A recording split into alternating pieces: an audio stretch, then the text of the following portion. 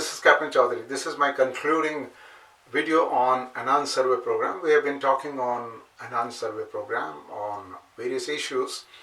Now here basically we will talk about the documents which are maintained on board, number one, and number two, we will glance through what are the various annexes about, because annexes, there's a lot of useful information or guidance that is provided in respect of Anand survey program. So we'll see what all is contained in the annexes. First of all, the survey report file.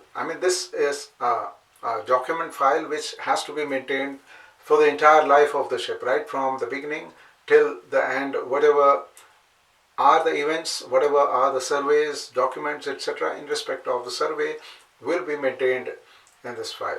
So this is a part of the essential document that would be kept on board, and any outside person, inspector, port state control, etc., they want to inspect this file, this document should be there on board.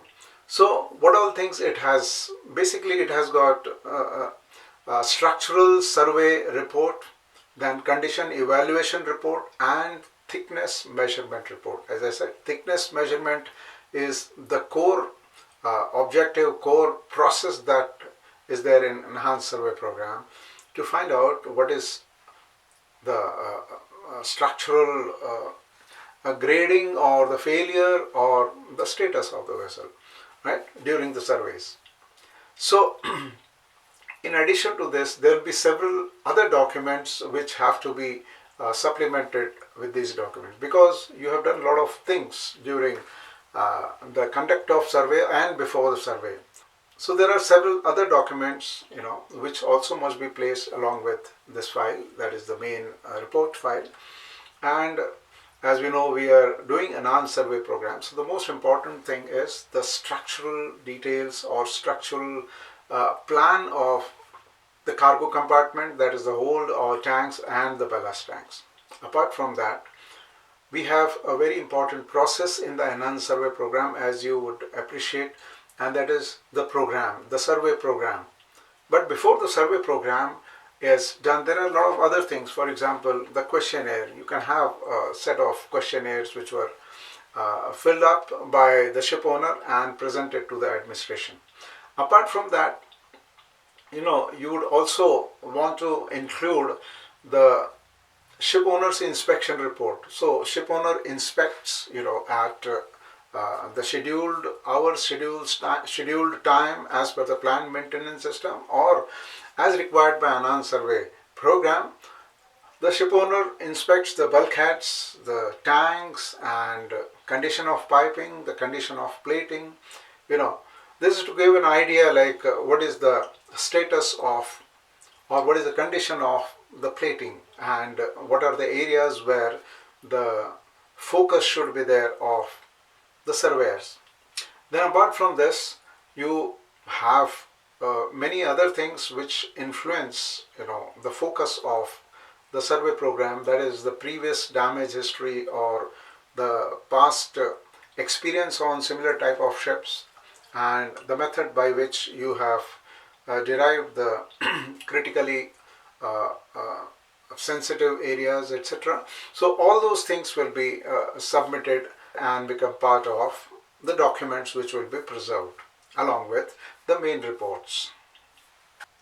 The cargo and ballast history is one important information that should be made available to the surveyor, and the same information which is made available to the surveyor, the record of that will also become the document.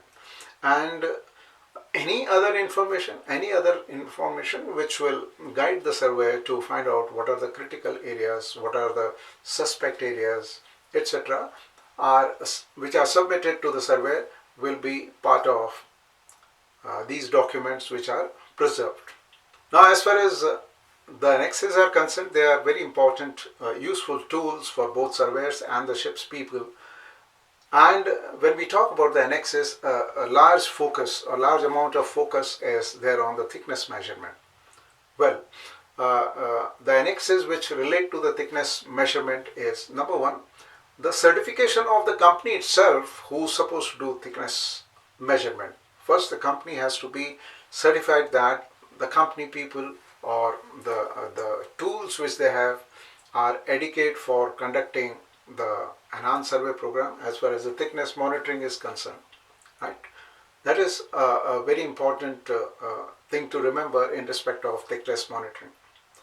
Then the procedural requirement in respect of thickness monitoring. So they talk about not only the method by which you do the thickness monitoring, what procedures must be followed by everyone when we talk about the thickness measurement. Then what is the detailed procedure of conducting the thickness monitoring. And then when you have substantial corrosion, like when a plate is substantially corroded, we have talked about substantial corrosion. Then the thickness measurement which is done in respect of substantial corrosion. What is the extent of measurement?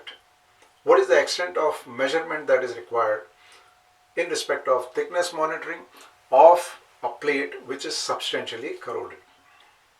There are several annexes which are useful for the ship owner. For example, owner's inspection report. The survey questionnaire, there is a detailed questionnaire that is submitted, we have discussed that before, to the classification society or the administration, and then survey program. So these are the useful tools which can be made use of by the ship's people when the ship is to go to enhanced survey.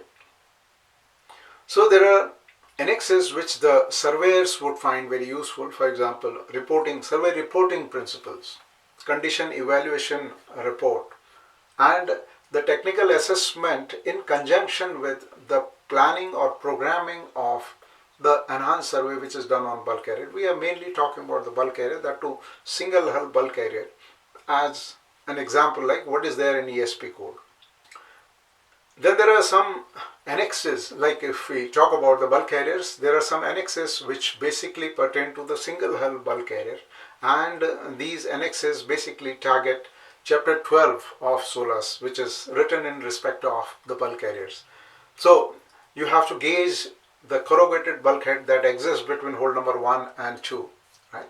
The gauging of this bulkhead, the guidance is given in respect of gauging of that bulkhead, because this bulkhead that exists between hole number 1 and 2 was considered a culprit bulkhead in most of the sinking cases, or it was assumed that this bulkhead must have given way.